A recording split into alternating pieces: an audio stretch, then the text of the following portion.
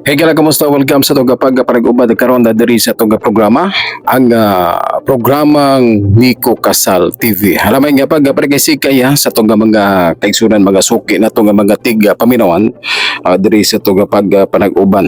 Nining bahin na mga gala atong hatagan og pagtagad karon regarding na ni ining gitawag nga kinibitawng hisgutanan ni ining issue may gala flood control project diri na sa atong nasod mga higala. Although ang naitabo mga kaisunan ang nahimo nga nagka-problema sa flood control project dito ra magid sa Luzon. Kaya bisan pag bali-baliho nato may gala, bisan pag kining nga mga official labi na katong nga mga tawag may gala nga nalambigit mga congressman, mga kaisunan unya lakip na usab gatong nga mga nag-imbestiga ani ining maong problema mga gala ano malusong nga transaksyon regarding na ning flood control project dito ra man gid mga kaisunan dito na sa may Luzon. Kaya nitabo man gid mga gala, although ang nagka-problema may gala dito na sa may Luzon ilang gidamay mga kaisunan, gidala nila dire sa Mindanao ang ilang problema nga kung buthunaon mga kaisunan wala may flood control project dire nga wala pay usa ka tuig nangaguba na. Dili man ingon ana mga kaigsunan sa mga pipila ka mga probinsya dito na sa may area sa Luzon mga kaigsunan, grabing anomalya matawag na to may gala pagpatuman pa lang sa maong proyekto mga kaigsunan pagbahin-bahin pagpatuman may gala anomaluso na sayran ka mga kaigsunan nga inay nga ang unahon mga kaigsunan katong nga mga lugar nga prone sa kining baha mga higala ang ilang giuna kadto hinuong mga congressman mga kaigsunan nga naa sa ilang distrito mga higala nga dili kayo mabahaan dili kaayo mabahaan makaigsunan ang ilang distrito. So muna ang nahitabo mga higala muna ang nahitabo. So kinahanglan makaigsunan nga kana bitaw nga pagserbisyo nga patas ba ingon ana unta mga higala sa Leyte 200 ba to kapin makaisuhan nga mga flood control project dito na sa may Luzon mga kaigsunan galibot-libot lang dito sa Luzon mga higala maabot na taga 300 na 400 grabe makaingon ta mga kaigsunan nga unsa ba di sila muna yung problema mga kaigsunan pagpatuban pa lang pagbahin-bahin may gala paghatag sa mga lugar mga kaigsunan dili patas dili patas mga kaigsunan ang pang-apod-apod ngadto na sa mga proyekto ilabi na ang flood control project. So ingon na may gala so but pasabot ang atong administrasyon karon adunay pagpihig-pihig sa Leyte mga higala 260 sa flood control project lang na sunod dito na sa may mga lugar mga kaigsunan dito na sa may Luzon taga 400 sa Cebu mga kaigsunan hastang daghana kayo inay kaya para unta mga higala sa mga lugar nga rampant kaayo grabe ang mga kalabida grabe ang baha mga kaigsunan giuna hinuon nila ang mga lugar mga higala nga dili kayo mahitabo ang pagbaha panahon sa adunay kalamidad.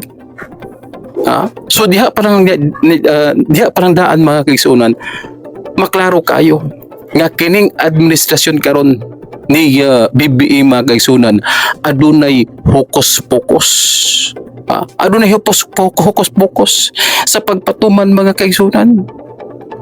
So kinsa may nagbuot ni ini mga higala syempre ang speaker mga kaigsunan sila si Saldico nga naman kasagaran nakabantay mo mga kaigsunan kasagaran yun nga ilang gihatagan Gibundakan ta mas ginawa og bilyon-bilyon nga mga flood control project may gala kadtong nga mga duol sa luwag. Sila Dong Gonzales, mga duol sa luwag, Saldico, sila si Chua, kabantay mo katong mga membro sa Quadcom mga kaigsunan, tuwa dito gihanuokan tama sa ginhawa mga kaigsunan og flood control project. Diba? Onya karon kay nagka-problema man na. Gumikan kaya katong mga flood control project mga kaigsunan. Wala pa tuig nagaguba. Nagawas out. Unya nakita dito mga igala nga hilaw ang semento. Walay kabilya na ang mga gagmay kayo substandard. Unya dito sa ilaw mga kaigsunan sa semento hastang daghan na may gala murabag igo lagi palamanan og yuta. Ang semento nga hastang nipisa kaayo. 1 billion mga kaigsunan, grabe oy, 1 billion. Sa usa lang na ka kilometro mga kaigsunan, 1 billion. So muna ang naitabo. So makaingon po may gala nga ulawan. Nga naman pihig-pihig mga igala. Unya ang problema may gala katong mga gipanghimo nga mga flood control project na amang gali mga hilaw. Unya daghan pud makaigsunan ghost project. Muna problema karon. Nag-imbestiga na unta mga kaigsunan. Adunay mga gipanganlan mga igala ang kinibitaw nga mga pamilyang Diskaya mga igala. Adunay gipanganlan. Ang problema mga kaigsunan kay ang atong nga presidente dili mo tuo mga igala. Unsa kini nga klase nga presidente?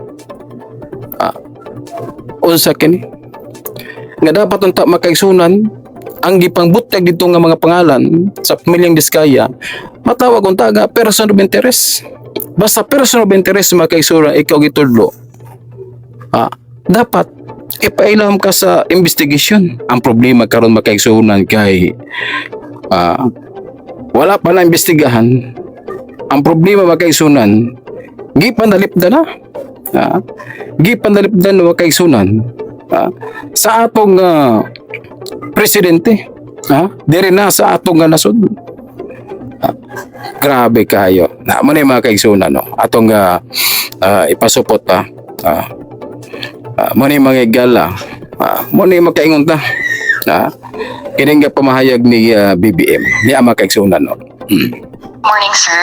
Yesterday at the Senate hearing, Mr. Diskaya floated House Speaker Martin Romualdez's name. He wasn't one of the congressmen allegedly directly involved po, but he was linked to one of those in the list, Mr. Congressman Marvin Rillo. What was your reaction upon hearing this po? Alam mo, kaming lahat suffer from that, sasabihin, utos ni Presidente, utos ni Secretary, utos ni ganito. Tapos, hindi naman totoo. Kaya, we'll have to know. Kung totoo, di ba? Tanawa mga kaigsunan. Muna gingon mga kaigsunan. So dapat unta mga higala. Kaya ang Senado may gala, Blue Ribbon Committee ni Senadora Marcolita, nag-imbestiga man. Kaya gibutag may mga kaigsunan sa pamilyang Diskaya. Dapat i-evaluate mga gala, imbestigahan.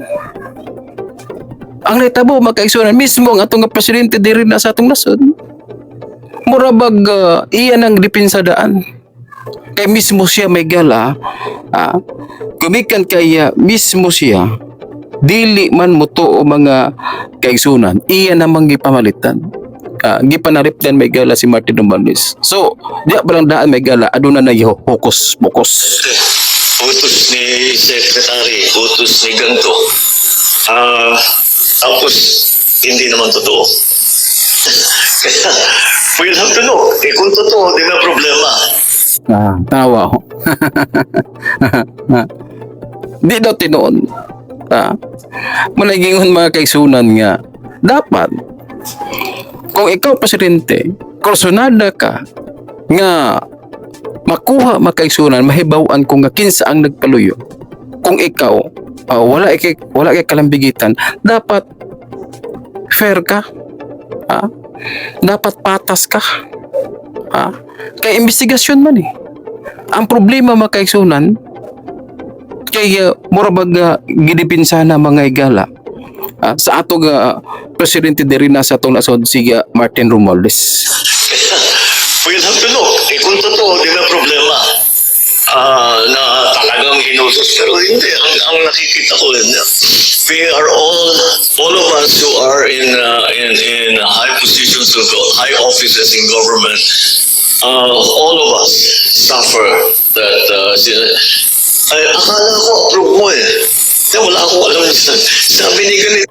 Morning, sir. Tanawa mga kaigsunan. Mo na nagka-problema mga igala. Kay ang gipang istorya ni sa mga pamilyang Diskaya may gala. Nito nakalabay nga Senate investigation sa pagpangulo ni Martin Romualdez, Marcolita. Mura baga nawadan og gahom may gala ba? Mura baga nabasura na ba? Sayang kayo. Mura baga ang nitabo mga kaigsunan. Pag sulti may gala sa pamilyang Diskaya sa pangalan ni Romualdez og Saldico, gipulihan dayon si Marcolita mga igala. So karon ang nitabo may gala kang Pampilo Lacson naway ayon na mga kaigsunan. Ganawan nga panalipdan katong 17 ka congressman may gala o 18 ka mga congressman og si Saldico og si Martin Romualdez na panalipdan. Unsay nitabo karon mga igala?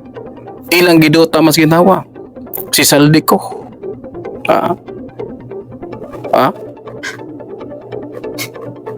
Si Sandro Marcos miingon na nga uli na paulion gid Saldico. Naawa muni ilang gihimo karon magpatuo makaigsunan niya walay kalambigitan unya ra ba dito sa Ilocos sa norte makaigsunan sa pamilyang Marcos bilyon-bilyon dito nga mga flood control project ang gipanghimo mga igala under sa 5 ka mga construction na company mga kaigsunan sa pamilyang Diskaya. Ang pangutana karon mga kaigsunan, kinsa ka ang nakadawat og porsyento dito? Ala-alang itudlo kang Juan. Nga si Pedro unta nagkuha. Magpatuo gini mga tawhana mga kaigsunan ba? Nga wala malambigit sa ano malusong nga transaksyon. Sige sila birada may gala sa pamilyang Diskaya nga sila mismo makaigsunan sa distrito sa mga Marcos. Mga Diskaya ang nagawid sa mga project dito. So muna yan nakaproblema mga kaigsunan. Muna yan sayang kayo. Muna unta to makaigsunan gatong tuloy-tuloy na unta to. Tuloy-tuloy na unta to may gala gatong investigation. Gwapo na unta to mga kaigsunan kay lutaw gid ba? Ang problema mga igala pag mention sa pamilyang Diskaya sa mga pangalan ni Martin Romualdez Saldico. Gipulihan dayon mga kaigsunan. Gipapulihan dayon. Ang Senate President mahinungdan nga nawag tang intahon mga igala. Layo na kayas kamatuoran ang panghitabo karon diya sa Senado may gala og sa Kongreso. Og sa tanan daghang salamat ang na kanyo sa atong mga kaigsunan, mga sukid atong mga tig paminawan. Bye-bye.